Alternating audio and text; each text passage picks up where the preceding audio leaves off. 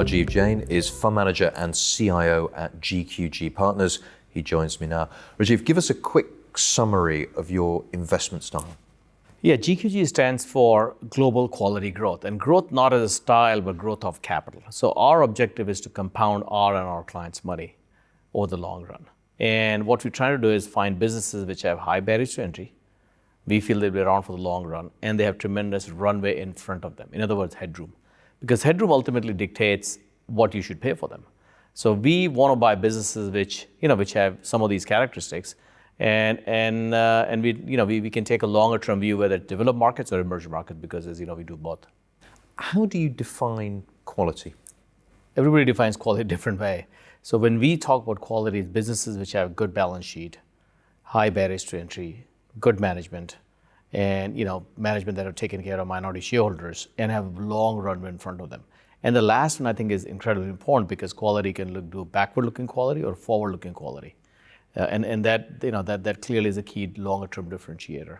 Have you got an example of backward quality where if you picked up on that as a signal, you could have gone quite badly wrong? Well, if you look, for example, Kraft, which is owned by Warren Buffett in a big way and fairly widely owned. Some of those food products, basically are packaged food products, are now kind of in decline. I mean, the world has moved away from them. So that would be backward-looking quality, versus other staples.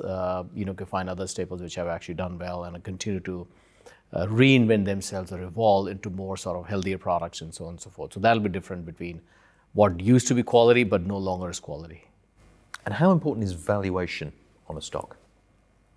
Valuation is important, but I think when we talk about valuation, we are talking about valuation dependent on the growth rates, the long runway in front of them, and so on and so forth. So it is not purely multiple based, because a business which could be selling at 10 times earnings could be incredibly expensive, while 20 times earnings could be very cheap.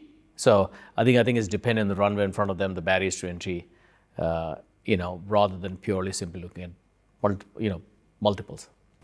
So does that mean you have to spend quite a bit of your time after making an investment just checking that those growth rates on the company are coming through? Yes, actually not so much growth prediction. It's much more about whether the fundamentals are changing in the positive or negative way. So it's actually not a lot less modeling dependent. Is much more about how businesses are developing. So in other words, we tend to be much more business analysts than stock analysts. So we pay a lot of attention to culture, for example. We pay a lot of attention to regulation if they're changing the business. The businesses such if the barriers to entry going up, because sometimes regulation can increase barriers, while other times it can lower barriers, right?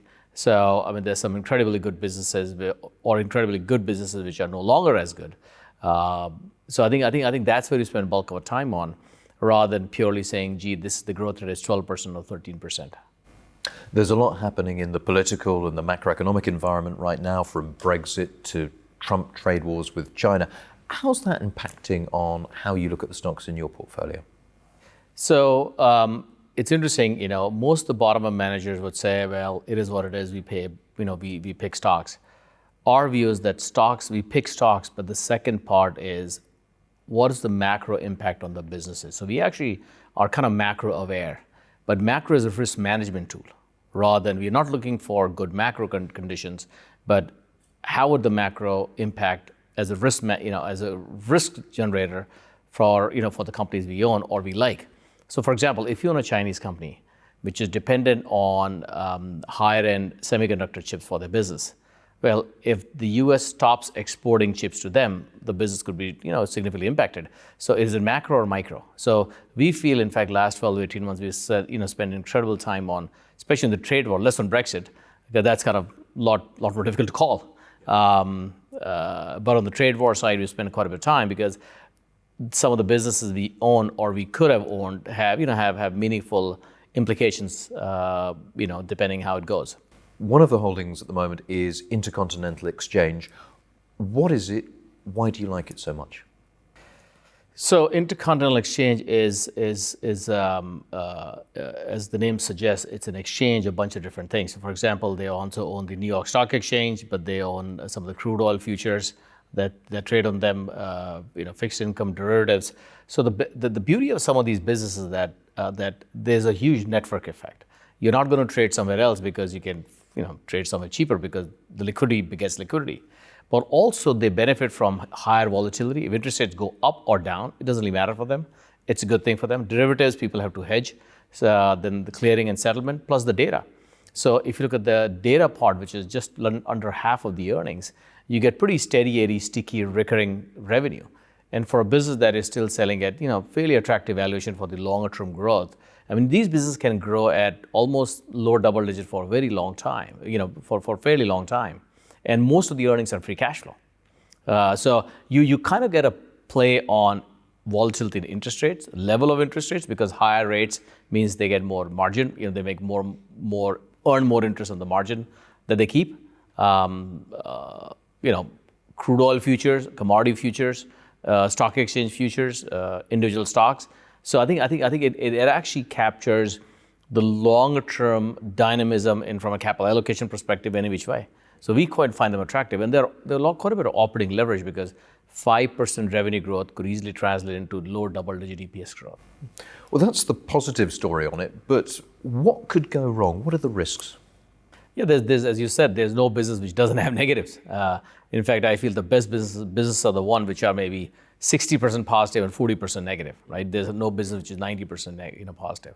I think some of the key negatives are that if you look at disruption on the cash equity side, there's been fragmentation, there are more dark pools, which has reduced the value of some of the exchanges. Number two is the regulation has positively impacted them, but would that be a longer term continuing tailwind or not? Number three would be the data side, because they have they have quite a bit of pricing power. So there has been some backlash from their customers, i.e. some of the brokers, large brokers, who have said, well, these guys are charging too much for the data. So there might be some regulatory risk coming from that. You also hold Bank Central Asia, which I think is Indonesia's third largest bank. What's the attraction? So we quite like banks in some of the countries where they have penetration headroom. In other words, banking is still underpenetrated. Enough folks don't have bank accounts, so there's longer term tailwind from that. Number two is we like banks which have very low cost of funding. In other words, when the current accounts, savings accounts are a significant portion of the deposit base, it's actually very cheap money, right? So, and bank, as you know, is a commodity, so low cost of funding means you can outcompete others. They're also very big on cash management. So it's a family-owned bank, which is very conservative in they're willing to lose market share if the pricing is not attractive. And in a growing market like Indonesia, they could continue to grow at sort of mid-teens for a long time. You're not making call on credit cycle. In developed markets, if you look at it, when you buy a bank, you almost are making call on credit cycle. I mean, lending is not going to keep growing, through the cycle as such. There's a lot less NPL issue. The profitability is a lot higher. For example, BCA, their return on assets is just about 3%, which is almost 3x, if not higher, of the best banks in Europe. So they're very profitable banks with secular tailwind. You mentioned it's a family-run business. Is there a danger that you're a minority shareholder and an outsider? Yeah, I think there's no question about it. I think family ownership can be positive or negative. I think it cuts both ways. If you look at historical data, family-owned companies tend to do reasonably well as long as they have been good stewards of capital or there are no governance issues. So this company has had very good governance, and I think the family ownership has been a positive because in a bank, as you know, it's not difficult to kill a bank because you're by definition leveraged, and we saw that in 2008, 2009, and time again. So family ownership in this case has been a positive, but you're absolutely right, it can be massive negative if the governance is not as good. GQG was founded in 2016. You run almost $27 billion. How do you manage that growth and the money at the same time? So first of all, I was co-CEO at my prior shop. I'm no longer co-CEO. I enjoy running money, so I want to focus on that. So I'm a CIO. Tim, my colleague, he runs the whole company, first of all, right? So I have less people reporting to me than probably I had before. But I think more importantly, we take a lot of pride in the fact that we are probably one of the most client-aligned boutiques in the business.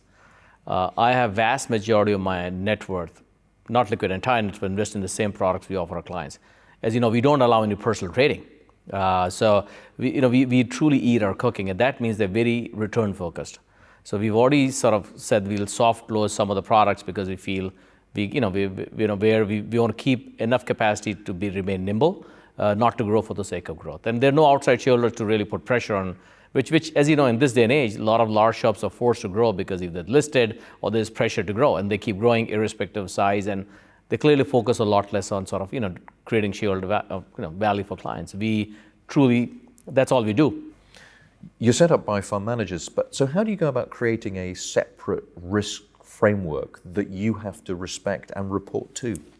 Yeah, no, I think. First of all, we only focus on large cap, very large liquid names. So we don't have, we don't try to do sort of small cap, mid cap, and so on and so forth. But I think your point is well taken. What we try to do is they're client-led restrictions, and we also have internal checks and balances. I mean, we spend quite a bit of time on, getting some of the best of the breed compliance, general counsel. And the operation folks. I mean, there are a lot of senior people in the team just to make sure the governance is truly, best in class. So, and I think we what we try to do is focus on very large liquid names, which reduces risk of liquidity and so on and so forth. And clearly the guidelines. I mean, we can't violate the guidelines which are set by clients and actually internally. In summary, what do you think the biggest risks and opportunities are in the markets right now? I think. Clearly, escalation of trade war is an issue. Brexit, I feel, is probably more kind of closer to resolution than not, but time will tell. But I think the real issue is that interest rates are basically zero or negative. And I think the question is how much is inbuilt the leverage that we don't appreciate, whether the CLO markets and so on and so forth. So the banking system look reasonably healthy. So I'm not concerned on the banking side, but are they from a shadow banks? How much of the shadow lending could be problematic in financial institutions, the fixed income instruments. A lot of money has gone into fixed income, funds. There's, in fact, this year you've seen the most outflows on the equity side, I think, since 2008. So there's a lot of pessimism. But on the fixed income side, despite the fact they're not getting paid much, a lot of money has gone in, right? And low cost of money or cheap money typically leads to bad behavior. Nobody's going to misbehave at double-digit rates. People tend to misbehave when it's free money. So I think free money is, I wouldn't say it's a bubble, but that's the true concern people should have and the manifestation of that. So we feel that balance sheet quality is incredibly important. Now, in terms of where positive opportunity set, I feel is like healthcare, for example, seems particularly attractive. There are a bunch of bunch of sort of larger healthcare names which have been penalized because of the political rhetoric in U.S., but business would not be that much impacted either way. So I think that's an attractive area. Rajiv Jain, thank you.